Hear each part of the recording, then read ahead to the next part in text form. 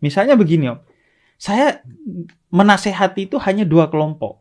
Menasehati secara langsung itu hanya 2 kelompok. Pertama, orang dekat saya. Orang dekat, oke. Yang kedua adalah orang yang meminta nasihat Yang kepada bertanya saya. ya berarti ya. Yang bertanya. Yang minta nih ya. Iya. Kalau dia tidak minta, kalau dia bukan orang dekat saya gak akan menasehati. nanti orang akan bilang, loh bukannya tugas Anda justru untuk membenarkan orang-orang tersebut diminta. Saya berdakwah aja secara langsung. Saya berdakwah aja secara umum, nggak kemudian menasehati secara langsung. Oh, lo harus begini enggak. Saya tetap berdakwah, tapi tidak secara langsung menasehati person per person.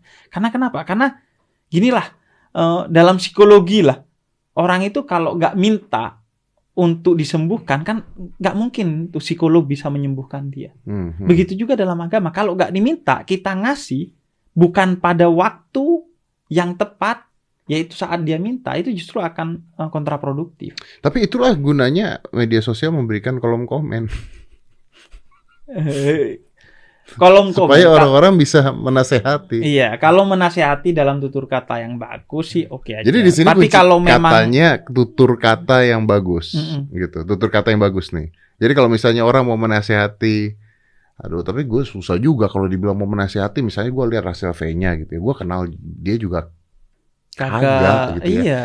Terus ketika gue mau ngomong ini salah atau enggak, ilmu kita juga ilmu gue juga masih di bawah banget. Nanti gue bilang salah, kayaknya nggak mumpuni gue untuk ngomong gitu. Iya. Dan bisa jadi mungkin secara teks dia salah menurut kita. Tapi secara konteks saking kita nggak tahu kondisinya dia seperti apa.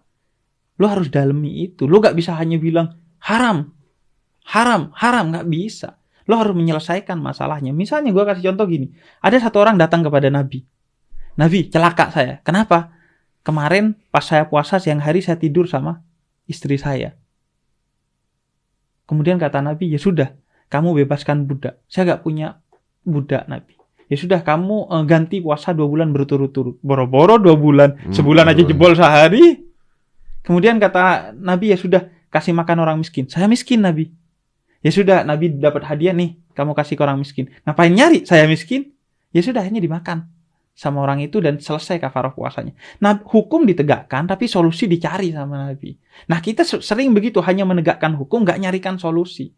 Inti mungkin bukan menegakkan hukum atau menyalahkan orang lain. Hampir sama nih ya. Iya sama, itu menegakkan hukum ya dengan menyalahkan orang lain tapi nggak melihat kondisinya orang itu seperti apa sih. Oke. Kalau lo memang mau membenahi masalah itu, ayo lo masuk secara total ke kasus itu.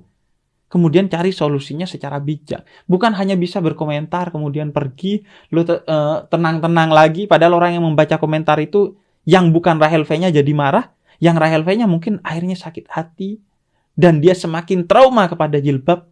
Bayangkan dosanya. Tapi kalau memang cuman kita main hujat dukung ini semua yang terbentuk hanya kepalsuan. Hanya kepalsuan kalau hujat dukung aja. Nggak ada. Kalau mau, ayo kita secara serius.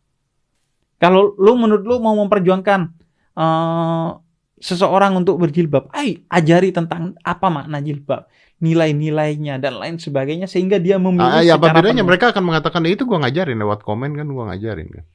Nggak gitu. Itu hidup orang nggak selesai hanya dengan berapa karakter itu gitu. Kata Jalaluddin Rumi itu, manusia itu bukan tetesan di tengah samudra, tapi manusia itu adalah samudra dalam bentuk tetesan. Dia itu kompleks. Makanya lo harus perhatikan karena itu kata Allah, siapa yang memberi kehidupan kepada satu orang, dia seperti menghidupi seluruh manusia. Karena memang beratnya mengubah seseorang.